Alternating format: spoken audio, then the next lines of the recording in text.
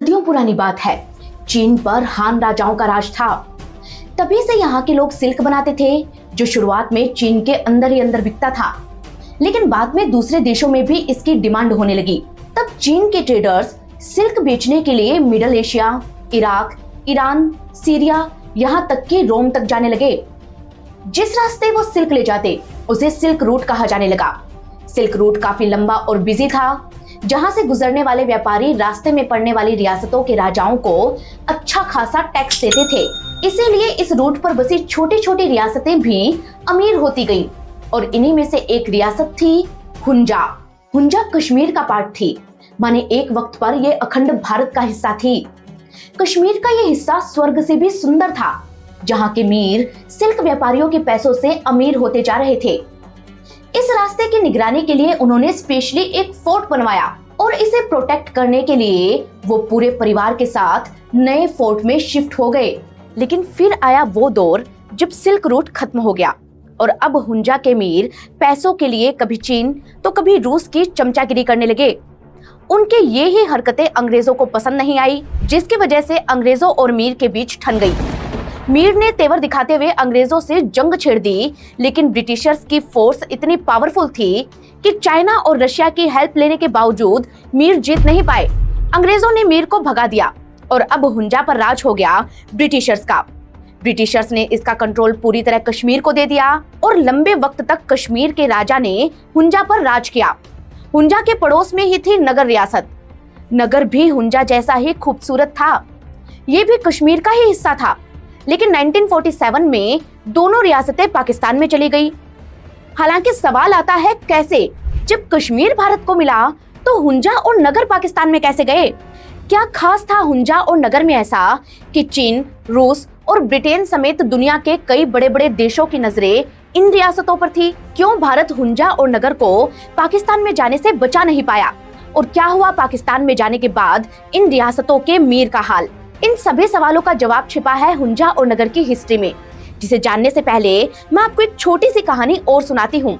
ये बात सालों पुरानी है। गुजरात का बाजार खचाखच भरा था। यहाँ गुलामों की सेल लगी थी, जहाँ कोई गुलाम खरीदने तो कोई बेचने आया था। इस बाजार के एक कोने में एक व्यापारी एक गुलाम लेकर खड़ा था, जिसकी नजर पड़ी नुसरत खान पर। नुसरत खान अलाउद्दीन खिलजी का सेनापति था, जो सुल्तान के लिए गुलाम खरीदने आया था। तब ये व्यापारी भागकर उसके पास गया और बोला, जनाब ये गुलाम देखिए, इसकी आंखों की चमक देखिए। कई लोगों ने इसकी बोली लगाई है, लेकिन कोई भी इसकी कीमत अदा करने के काबिल नहीं है। आप एक झलक इसे देख तो लीजिए। नुसरत खान ने उस गुलाम को एक झलक देखा। दुबला पतला वो लड़का, होठों पर हल्की सी मुस्कान, आंखों में गजब की चमक और चेहरे पर बेशुमार नूर। उसे देखकर नुसरत खान ने कहा, हम इसे सुल्तान के लिए खरीदेंगे और तुम्हें मुंह मांगी कीमत भी देंगे। उसने कीमत चुकाई पूरे 1000 दिनार, जिसे देख हर कोई दंग रह गया।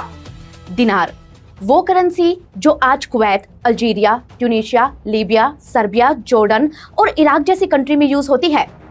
एक दिनार में आपको करीब 300 रुपए मिलेंगे, मतलब 1000 दिनार में 3 लाख रुपए।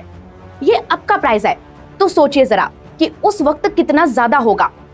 एक गुलाम के लिए 1000 दिनार सुनकर हर कोई हक्का बक्का रह गया। लेकिन गुलाम को खरीदने वाला ये जानता था कि एक दिन यही गुलाम हिंदुस्तान का सुल्तान बनेगा। ये गुलाम था मलिक कफूर, जिसकी मिस्टीरियस स्टोरी हम लेकर आ रहे हैं खास हमारे मेंबर्स के लिए। इस कहानी को देखने के लिए आप हमारे मेंबरशिप प्रोग्राम को याद से ज्वाइन कर लीजिए। खैर, अब टॉपिक पर वापस आते हैं और कश्मीर की दोनों रियासतों हुंजा और नगर की कहानी को शुरू से शुरू करते हैं।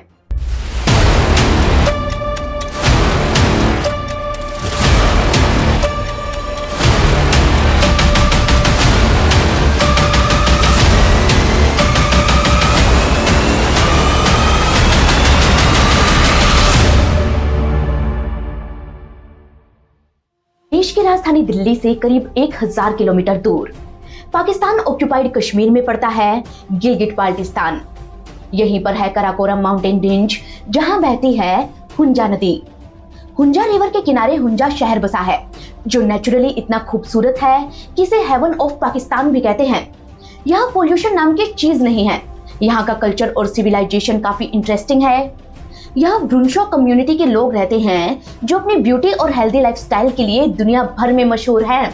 ये लोग रोजाना 19 किलोमीटर तक पैदल चलते हैं, ऑर्गेनिक खाना खाते हैं, अपने खाने पीने की चीजें ये खुद उगाते हैं और 12 महीनों में 12 अलग अलग तरह की वैरायटी ट्राई करते हैं, जिसमें सीजनल फ्रूट, मेवे और सब्जियां ज्यादा होती हैं। यही वजह है कि ये लोग लंबे वक्त तक यंग और फिट रहते हैं और 150 सालों तक जीते हैं। हुंजा कम्युनिटी की महिलाएं इतनी सुंदर होती है कि 65 की उम्र में भी ये 35 साल की दिखती हैं और इनका शरीर इतना स्वस्थ होता है कि 60 की एज में भी ये बच्चे पैदा कर सकती हैं। ब्रुशो शिया मुस्लिम होते हैं जो ब्रुनशाशकी लैंग्वेज बोलते हैं और पाकिस्तान के बाकी लोगों से अलग ये खुद को अलेक्जेंडर द ग्रेट यानी कि सिकंदर महान का वंशज बताते हैं।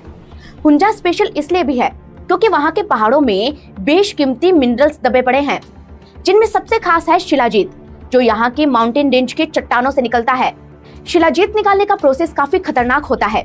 इसके लिए ये लोग पहले दूरबीन से देखकर पत्थर पहचानते हैं, फिर खतरनाक चट्टानों के बीच उतरकर वहां जाते हैं जहां शिलाजीत की खुशबू आती है। पहाड़ों के इन दरारों में जहां शिलाजीत छुपा होता है, वहां से ये लोग शिलाजीत को एक्सट्रैक्ट करते हैं और फिर इसे अलग अलग फॉर्म में मार्केट में बेचते हैं। शिलाजीत का हब होने के साथ साथ हुंजा की लोकेशन भी काफी इम्पोर्टेंट थी। यही कारण था कि सदियों से दुनिया के अलग अलग देशों की नजरें हुंजा पर टिकी हुई थी। छोटे से हुंजा का एक बॉर्डर चीन के जिनजियांग प्रांत से तो वहीं दूसरा अफगानिस्तान से लगता था। ये मिडिल ईस्ट का गेटवे था, इसीलिए आजादी के वक्त न सिर्फ पाकिस्तान बल्कि चीन की निगाहें भी हुंजा पर थी। हुंजा और चीन के बीच पुराना कनेक्शन भी था। अब वो कैसे? तो इसकी कहानी शुरू होती है साल 874 से। तब आयशो नाम के राजा ने हुंजा की नींव रखी, लेकिन 13th सेंचुरी में हुंजा की स्टोरी में ट्विस्ट आया। हुआ यूं कि तब हुंजा के मीर के 2 बेटे थे, प्रिंस मोगलोट और प्रिंस गिरगिस। अब होने को तो ये दोनों भाई थे, लेकिन दोनों के बीच राइवलरी बिल्कुल वैसी थी जैसी कि बाहुबली मूवी में भल्लाल देव और बाहुबली के बीच थी। दोनों का बचपन साथ में बीता, दोनों ही राजा बनना चाहते थे, दोनों की दुश्मनी शुरू से साफ दिखती थी और जैसे जैसे वो बड़े हुए उनकी दुश्मनी बढ़ती गई। उनके गुस्से और झगड़े की वजह से पूरे राज्य में अशांति फैलने लगी।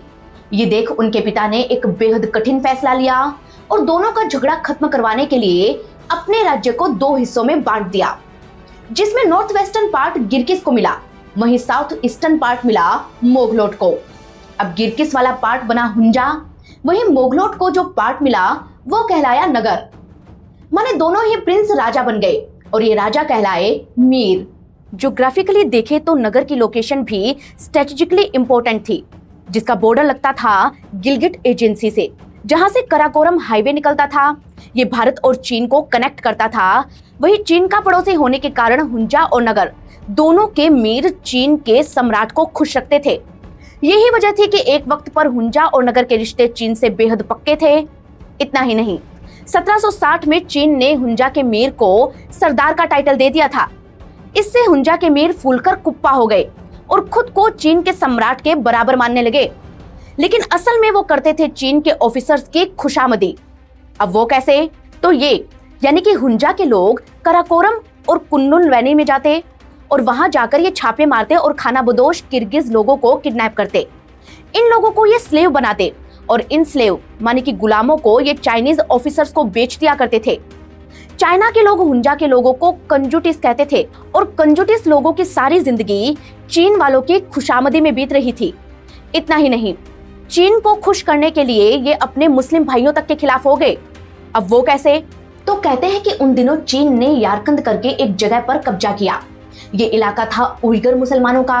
अब चीन ने उइगर मुसलमानों पर खूब जुर्म ढाए, जिससे परेशान होकर उइगर मुसलमानों ने विद्रोह कर दिया। तब हुंजा के मीर ने चीन की मदद की इस विद्रोह को कुचलने में। कहते हैं कि मीर गजनफुर खान ने अपनी आर्मी भेजी, जिसकी मदद से चीन ने उइगर मुसलमानों की आवाज को दबा दिया। इसके बदले में चीन ने मीर को यारकंद की जागीर इनाम में दे दी, जिससे मीर खुश हो गए। हालांकि हुंजा के लोग अब समझ गए कि वो चीन के दोस्त नहीं बल्कि गुलाम हैं, इसीलिए उनका मन चीन से उठता गया। 1847 आते आते चीन और हुंजा के रिश्ते कमजोर होने लगे और अब हुंजा इंडिपेंडेंट होने लगा। लेकिन यही वो दौर था जब कश्मीर ताकतवर हो रहा था, क्योंकि यहाँ पर राज था डोगरा राजाओं का। डोगरा राजाओं ने हुंजा पर कैसे कब्जा किया और कैसे हुंजा कश्मीर का हिस्सा बना, इसकी कहानी भी कमाल की है, जो तब शुरू होती है जब पंजाब पर महाराजा रणजीत सिंह का राज था। कहते हैं कि महाराजा ने डोगरा सरदार गुलाब सिंह को जम्मू का जागीरदार बनाया। 1820 में गुलाब सिंह ने जम्मू के आसपास की छोटी छोटी रियासतों को जीतना शुरू कर दिया। कहते हैं कि उनकी आर्मी की कमांड थी जनरल जोरावर सिंह के पास, जो इतने बहादुर थे कि उन्हें द नेपोलियन ऑफ इंडिया भी कहा जाता था। जोरावर सिंह ने कश्मीर और लद्दाख को जीता।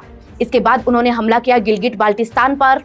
उस वक्त वो इस एरिया का बहुत बड़ा हिस्सा जीत गए और जब कश्मीर पूरी तरह डोगराओं को मिला तब उनका ध्यान हुंजा और नगर जैसी रियासतों पर भी गया। 1860 में जब रणबीर सिंह कश्मीर के महाराजा बने तब एक बार फिर उनकी सेना ने नॉर्दर्न कश्मीर पर हमला किया। इसी हमले में उन्होंने नगर और हुंजा दोनों को जीता। हालांकि उन्होंने मीर को गद्दी से नहीं हटाया, बल्कि उन्हें राज चलाने दिया और खुद उनसे टैक्स लेते रहे। माने अब हुंजा और नगर दोनों रियासतों पर कश्मीर का कब्जा हो गया। लेकिन हुंजा के मीर सफ्तर खान और नगर के मीर सिकंदर खान दोनों ही अपनी अपनी गद्दी बचाने में कामयाब रहे। ये कश्मीर को टैक्स देते रहे और 1886 तक पूरे फ्रीडम से इन्होंने राज किया। लेकिन फिर कुछ ऐसा हुआ कि पूरा गेम चेंज हो गया, और ये गेम चेंज हुआ ग्रेट गेम की वजह से। ग्रेट गेम चल रहा था ब्रिटेन और रूस के बीच। इतिहास की माने तो रूस और ब्रिटेन दोनों ही मिडल एशिया में अपना दबदबा बढ़ाने की कोशिश कर रहे थे, और इस हिसाब से हुंजा और नगर की स्ट्रेटेजिक लोकेशन इनके लिए काफी इंपॉर्टेंट थी। ये पहाड़ी रियासतें ऐसी जगह पर थी जहां से इंडिया, अफगानिस्तान, चाइना और मिडिल ईस्ट के रास्तों का एक्सेस था। ऐसे में अंग्रेजों को डर था कि कहीं हुंजा और नगर के मीर रूस का साथ ना देने लग जाए। इधर 1888 में रशियन कैप्टन ब्रोनिस्लाव हुंजा के दौरे पर आए, जिससे अंग्रेजों की टेंशन और बढ़ गई। इसीलिए उन्होंने अपने एक ऑफिसर फ्रांसिस यंग हस्बैंड को यहाँ भेजा, जिन्हें हुंजा आते ही ये समझ आ गया कि मीर रूस के खेमे में जा चुके हैं। इसलिए उन्होंने मीर की शिकायत की और अंग्रेजों ने ये तय किया कि वो यहाँ अपना एक रेजिडेंट भेजेंगे। उन्होंने भेजा कर्नल अर्नोल्ड डूरंड को, जिन्हें पूरे गिलगिट एजेंसी की कमान संभालनी थी। डूरंड यहाँ आए, हालात देखे और तय किया कि वो कश्मीर और रूस के बॉर्डर पर एक सड़क बनवाएंगे, ताकि अगर कभी जंग हो भी तो अंग्रेजों को यहाँ आने में दिक्कत ना हो। लेकिन इससे दिक्कत थी हुंजा और नगर के मीर को। उन्हें लगा कि इन्हीं सड़कों का यूज करके कहीं रशिया उन पर धावा ना बोल दे, इसीलिए वो अड़ गए और सड़कें बनवाने से मना कर दिया। तब अंग्रेजों ने हुंजा के बॉर्डर पर बने चल्लत के किले को मजबूत करवाना चाहा, लेकिन मीर को इसमें भी दिक्कत थी। ऐसे में अंग्रेज गुस्सा गए, दोनों तरफ से नाराजगी बढ़ती गई और आखिरकार 1891 में दोनों भिड़ ही गए। यहीं पर दोनों में जंग हुई, जिसे इतिहास में एंग्लो ब्रूशो युद्ध के नाम से जाना जाता है। कहते हैं कि इस जंग में एक तरफ अंग्रेज थे तो वहीं दूसरी तरफ हुंजा और नगर की जॉइंट आर्मी थी, जिनकी मदद चीन और रूस भी कर रहे थे। फिर भी ब्रिटिशर्स के आगे ये जीत नहीं पाए और अंग्रेजों ने इन्हें इतना बुरी तरह खदेड़ा कि हुंजा के मीर को तो जान बचाकर चाइना भागना पड़ा। जिसके बाद हुंजा और नगर दोनों पर ब्रिटिशर्स का कब्जा हो गया। अंग्रेजों ने नाजिम खान को हुंजा का नया मीर बना दिया और यहाँ का कंट्रोल फिर से कश्मीर के राजा को दे दिया। 1947 तक हुंजा और नगर कश्मीर के कंट्रोल में ही रहे। लेकिन फिर ऐसा क्या हुआ कि ये भारत की बजाय पाकिस्तान में चले गए? तो दोस्तों, इसके पीछे एक अलग कहानी है जो शुरू होती है 1946 से। तब कश्मीर के राजा थे हरि सिंह, जिनके खिलाफ शेख अब्दुल्ला ने पूरे कश्मीर में तगड़ा प्रोपेगेंडा फैला रखा था। महाराजा पहले ही इस प्रोपेगेंडा में उलझे हुए थे। ऊपर से जब आजादी का ऐलान हुआ तो उन्हें समझ ये नहीं आया कि वो भारत के साथ जाएं या इंडिपेंडेंट रहे, क्योंकि महाराजा हिंदू थे और कश्मीर की जनता थी मुस्लिम। ऐसे में सबको खुश रखने के लिए उन्होंने ना हिंदुस्तान ज्वाइन किया और ना ही पाकिस्तान, और फैसला किया कि वो इंडिपेंडेंट ही रहेंगे। लेकिन लंबे वक्त तक कश्मीर को अलग और इंडिपेंडेंट रखना मुश्किल था, क्योंकि जिन्ना की निगाहें कश्मीर पर टिकी थीं। कहते हैं कि इस पूरे झमेले में उलझने के कारण महाराजा की पकड़ नॉर्दर्न कश्मीर पर कम होती जा रही थी, और इसी बात का फायदा उठाया हुंजा और नगर के मीर ने। हुंजा के मीर तो चालाकी करते हुए भारत और पाकिस्तान दोनों को छोड़कर चाइना की गोद में जा बैठे। वो चीन से सीक्रेट मीटिंग करते ताकि चीन और हुंजा के बीच दोस्ती मजबूत हो जाए और चाइना उसके इंडिपेंडेंसी को सपोर्ट करे। माने मीर चीन के दम पर हुंजा को अलग और आजाद देश बनाना चाहते थे। इधर चीन भी कश्मीर में अपनी पोजीशन मजबूत करना चाहता था। ऐसे में वो हुंजा का साथ दे रहा था, लेकिन जल्द ही मीर को समझ आ गया कि हुंजा को अलग देश बनवाना उनके लिए नामुमकिन है। ऐसे में उन्होंने महाराजा हरि सिंह से मुलाकात की और उन्हें पूरे कश्मीर को ही पाकिस्तान में मिलाने की सलाह दे डाली। लेकिन महाराजा ने मीर की एक ना सुनी। तब मीर ने पड़पंच भिड़ाने शुरू किए ताकि वो खुद पाकिस्तान ज्वाइन कर सके। ये सब चल ही रहा था कि तभी कहानी में एक और ट्विस्ट आता है। हुआ यूं कि एक रात पाकिस्तान ने अचानक कबायलियों को कश्मीर में घुसा दिया। ये कबायली कश्मीरियों का भेष धर कर आए थे, जिनके पास पाकिस्तान के दिए हुए हथियार थे। इन लोगों ने कश्मीर में लूटमार की, हिंदुओं को बाहर निकाला, एक तरह से विद्रोह की स्थिति पैदा कर दी। ये सब करके पाकिस्तान का मकसद ये दिखाना था कि ये कबायली नहीं बल्कि कश्मीरी मुजाहिदीन हैं जो भारत से अलग होना चाहते हैं। कहते हैं कि कश्मीरियों के भेष में पाकिस्तान के जवान भी आ घुसे थे। यही वजह थी कि महाराजा हरि सिंह की आर्मी उनका सामना नहीं कर पाई। इन कबायलियों की वजह से ही श्रीनगर तक खतरे में आ गया। ऐसे में महाराजा ने भारत से अपनी सेना भेजने की रिक्वेस्ट की। 26 अक्टूबर को उन्होंने कश्मीर का विलय भारत में कर दिया, जिसके बाद इंडियन आर्म्ड फोर्सेस श्रीनगर को बचाने पहुंची। भारत की सेना ने श्रीनगर को बचा भी लिया, लेकिन इस जंग का फायदा उठाकर हुंजा के मीर ने 3 नवंबर 1947 को पाकिस्तान में शामिल होने का ऐलान कर दिया और इसके ठीक 10 दिन बाद माने 13 नवंबर 1947 को नगर रियासत ने भी पाकिस्तान ज्वाइन कर लिया। वहीं हुंजा के मीर ने तो भारत पाकिस्तान की जंग में भी हिस्सा लिया और पाकिस्तान का साथ दिया। तभी तो पाकिस्तान ने उन्हें गाजी-ए-मिल्लत के टाइटल से नवाजा। कहते हैं कि उस वक्त पाकिस्तान ने कश्मीर के एक बहुत बड़े हिस्से पर कब्जा कर लिया था, लेकिन ऐसा नहीं है कि भारत ने इसके खिलाफ आवाज ना उठाई हो। भारत ने यूएन में यह मुद्दा उठाया और दुनिया को बताया कि 1860 से ही हुंजा और नगर कश्मीर में आते थे।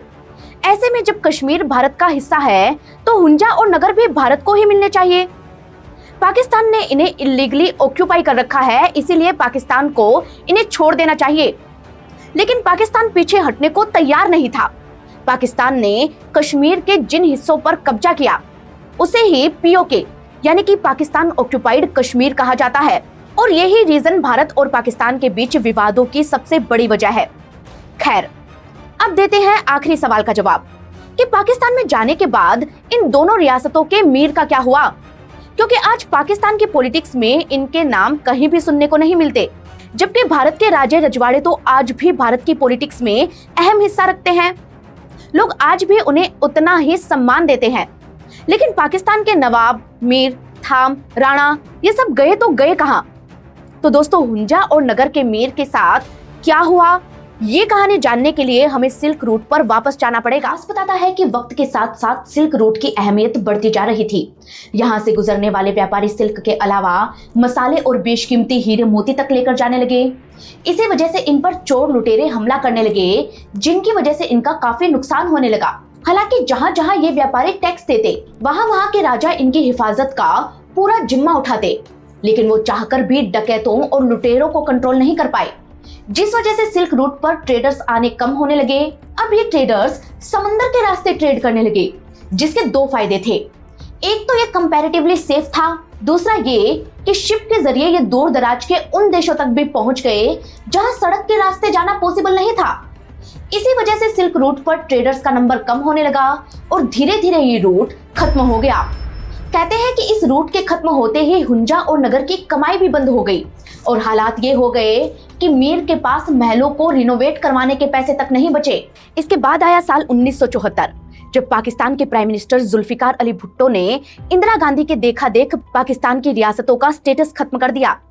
इस फैसले के साथ पाकिस्तान के मीर और नवाबों का प्रीवी पर्स बंद कर दिया गया और साथ ही यहाँ के रजवाड़े भी खत्म हो गए। हुंजा और नगर को पाकिस्तान के नॉर्दर्न पार्ट में वैसे ही मिला दिया गया जैसे कि दूसरे डिस्ट्रिक्ट्स को मिलाया गया था, और आज ये गिलगिट बाल्टिस्तान के 2 जिले हैं। आज यहाँ के मीर कहाँ हैं ये कोई नहीं जानता, लेकिन उनके पाकिस्तान में जाने का फैसला कितना गलत था ये हुंजा क्या पूरे गिलगिट बाल्टिस्तान के लोग समझ रहे हैं, क्योंकि आज इस रीजन का हाल बिल्कुल बलूचिस्तान जैसा हो गया है। ऐसा इसलिए क्योंकि हुंजा और नगर के रिसोर्सेज पर धीरे धीरे करके चीन कब्जा जमाता जा रहा है। इतिहास में एक दौर था जब चीन के सामंत हुंजा को अपना बताते थे, और उसी तरह आज चीन खुलेआम हुंजा पर धाक जमा रहा है। ऐसा इसलिए क्योंकि हुंजा और नगर ही नहीं बल्कि पूरा गिलगिट बाल्टिस्तान का एरिया खनिजों से भरपूर है। यहाँ पर यूरेनियम, गोल्ड, पन्ना, टोपाज, जिप्सम, कॉपर और संगमरमर के भंडार हैं, जिनकी माइनिंग कर रही हैं चाइना की कंपनियां। कहते हैं कि चाइना इस एरिया को लीज पर लेने की प्लानिंग भी कर रहा है, क्योंकि यहाँ के रिसोर्सेज उसे लंबे वक्त तक इस्तेमाल जो करने हैं। चीन इस इलाके पर कब्जा इसलिए भी करना चाहता है क्योंकि यहाँ से उसे मिडिल ईस्ट तक पहुँचने का रास्ता जो मिलेगा। चीन अपने प्रेजेंस को मिडिल ईस्ट तक बढ़ाने के लिए CPEC पर काम कर रहा है, जिसके लिए उसने काशगर से ग्वादर पोर्ट तक एक सड़क बनाई है। अब ग्वादर से वो करेगा सी रूट का यूज और वहां से पहुंचेगा मिडिल ईस्ट तक। ये सड़क चीन के लिए ना सिर्फ इकोनॉमिक प्रोस्पेक्टिव से इम्पोर्टेंट है, बल्कि चाइना के स्ट्रेटेजिक प्रॉफिट के लिए भी काफी अहम है। और ये जहां जहां से गुजरेगी वहां वहां पर चीन कब्जा करेगा और अपनी मनमानी करेगा। माने ये कहना गलत नहीं होगा कि आने वाले वक्त में गिलगिट बाल्टिस्तान का हाल बलूचिस्तान जैसा या उससे भी बुरा होने वाला है। हुंजा वो इलाका है जहां एक वक्त पर बौद्ध धर्म के लोग रहते थे। यहाँ की चट्टानों पर आज भी बुद्ध के चित्र उकेरे हुए हैं, लेकिन इस्लाम के आने के बाद इस इलाके के इतिहास को भुला दिया गया। फिर यहाँ के ब्रुंशो लोगों ने अपना कल्चर और अपनी विरासत को डेवलप किया, लेकिन आज चीन और पाकिस्तान के रवैये के कारण वो भी खतरे में है।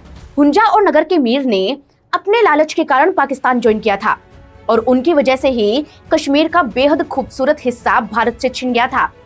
अगर इन रियासतों का कंट्रोल भारत के पास होता तो कराकोरम के एक बहुत ही इंपॉर्टेंट रूट पर हमारा कंट्रोल होता।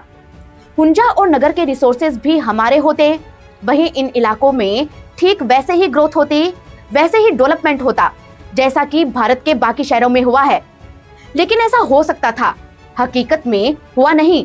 खैर, भारत की अलग अलग रियासतों को मिलाकर पाकिस्तान कैसे बना, इन स्टोरीज की सीरीज हम आपके लिए लेकर आए थे, जिसका ये लास्ट पार्ट था। हाँ, अभी खैरपुर रहता है, जिसकी कहानी मैं आपको सुनाते हुए चलती हूँ। खैरपुर सिंध में था, जहाँ पर मीर फतेह अली खान, मीर कमर, मीर मुराद और मीर गुलाम 4 भाइयों ने मिलकर राज करना शुरू किया। खैरपुर जैसलमेर से बॉर्डर शेयर करता था और शुरुआत में यहाँ के मीर अफगानी नवाबों के गुलाम थे, लेकिन 1832 में खैरपुर अंग्रेजों का गुलाम बन गया और यहाँ पर एक और कहानी शुरू हुई। दरअसल हुआ यूं कि 1941 में चार्ल्स नेपियर बॉम्बे प्रेसिडेंसी के गवर्नर बने, जिन्होंने अपने सीनियर्स की वाहवाही बटोरने के लिए सिंध पर हमला कर दिया। वो तालपुर तक पहुंचने ही वाला था कि तभी तालपुर के नवाब अंग्रेजों से संधि के लिए तैयार हो गए। कहते हैं कि तब नेपियर वापस बॉम्बे की तरफ रवाना हो गया और पीछे से तालपुर के नवाब ने भाड़े पर जो आर्मी बुलाई थी उसे वापस भेज दिया। लेकिन उन्हें ये नहीं पता था कि नेपियर अचानक से वापस हमला करने वाला है। कहते हैं कि नेपियर ने बिना बताए दोबारा हमला किया और तालपुर के 5000 बलूच सैनिकों को मार गिराया। तालपुर के नवाब ने खैरपुर के अमीर को तब मदद के लिए बुलाया, लेकिन खैरपुर के अमीर तो पहले ही बिक गए थे। वो अंग्रेजों से रिश्वत लेकर उनकी तरफ हो गए। नतीजा ये रहा कि तालपुर हार गया। तभी तो इतिहास में तालपुर को सिंध का शेर और खैरपुर को सिंध का गद्दार कहा गया और ये तमगा हमेशा खैरपुर के साथ रहा। 2 अक्टूबर 1947 को खैरपुर पाकिस्तान में शामिल हो गया, जो अब सुर्खियों में आया सीमा हैदर की वजह से। दोस्तों, सचिन और सीमा की लव स्टोरी तो आपने सुनी होगी। सीमा हैदर खैरपुर से ही आती है। खैरपुर मशहूर है अपनी गर्मी के लिए। इसे ब्रिटिश इंडिया की हॉटेस्ट सिटी भी कहा जाता था। यहाँ गर्मियों में पारा 50 डिग्री से भी ऊपर रहता है। इसी वजह से यहाँ पर खजूर बहुत पैदा होते हैं। खैरपुर खजूर का बड़ा एक्सपोर्टर है, जो आज पाकिस्तान का हिस्सा भी है। खैर दोस्तों, आज इस वीडियो के साथ मेकिंग ऑफ पाकिस्तान सीरीज की आखिरी कहानी भी पूरी होती है। पाकिस्तान कैसे बना, कौन कौन सी रियासतें उसे मिली, पाकिस्तान में जाने वाले नवाबों का क्या हुआ, ये तमाम कहानियां हम आपको सुना चुके हैं, जिनके लिंक आपको डिस्क्रिप्शन में मिल जाएंगे। ये कहानियां आपको कैसे लगी हमें कमेंट करके जरूर बताइएगा। साथ ही ये बताना ना भूलें कि आप हमें कहां से देख रहे हैं और अगली कहानी कौन सी सुनना चाहते हैं। दोस्तों, हम मिलेंगे आपको किसी नई कहानी, किसी नए पॉडकास्ट के साथ। तब तक के लिए धन्यवाद।